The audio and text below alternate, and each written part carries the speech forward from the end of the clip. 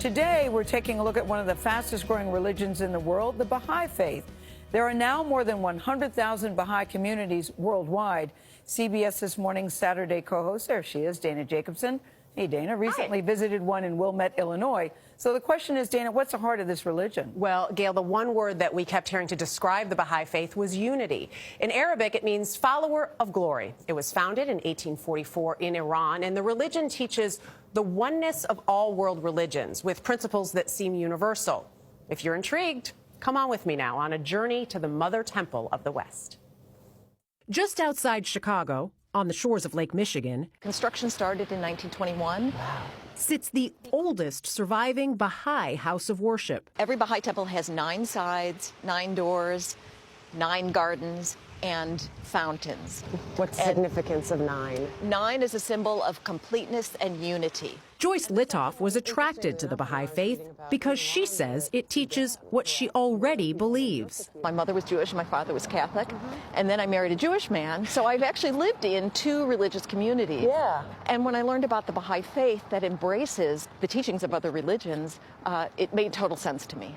The idea of oneness is carved into the temple's exterior, which includes the Jewish Star of David, the Christian cross, and the Star and Crescent of Islam. And is the idea that this is encompassing all religions, all faiths? Well, that's a little bit of a misconception that the Baha'i faith is a mishmash, that we believe everything. We believe in this progressive revelation that the teachings of these great spiritual teachers, they all had their time and place. And so we embrace the religions that came before. Krishna. All right. Baha'is believe theirs is the religion of the future. Inside each temple, there's one dome representing one God. Be generous in your days of plenty. At least twice a day, there are prayer services with readings from various world religions, but no sermons and no clergy. That lack of ritual is partly what drew 28-year-old Matthew Cotton to the faith. We lived in mostly all-black neighborhoods. He was raised Catholic on the south side of Chicago. What did your mom think when you were coming here? She was very supportive. At first she wanted to ask some clarifying questions that if this was a cult. And so, I told her to the best of my knowledge, it didn't seem like a cult to me, right. That this really seemed like a global world religion of people engaging with their fellow citizens who weren't Baha'is in order to be of service to humanity. What is the united community that the Baha'i faith is trying to achieve? To me, building unity looks like creating opportunities for everyone to see themselves as part of one family. So no matter race. Exactly. No matter economic status. Yes, exactly. I mean, gender, anything. Yes, seeing each other first as souls. We may come in different colors. We're humankind. Music director Van Gilmer has been working toward racial justice since the Civil Rights era. In 1963, he participated in sit-ins in Greensboro, North Carolina. The idea of one humanity is very attracting. We talked about it in my church, but my church is African American. That church in Greensboro, North Carolina is still African American.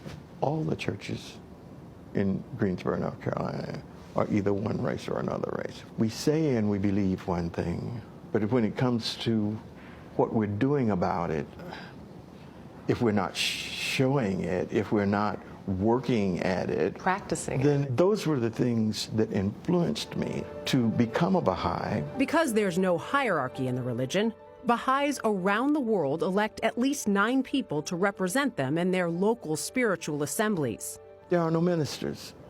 So the burden is back on the individual to not only read the writings that the best thing in my sight is justice. Right. To be just. Not to just read or have somebody talk about it to me, but try to figure out how I'm going to be just in the things that I do. A community working toward justice by focusing on practicing instead of preaching. Now, there are somewhere between 5 and 6 million Baha'is worldwide and about 177,000 here in the United States. There are 8 continental Baha'i temples, making it the second most geographically diverse religion in the world, and that's behind Christianity. Those temples are really stunning. They're beautiful. Yeah, They're all really beautiful. A lot of architects apparently in the faith.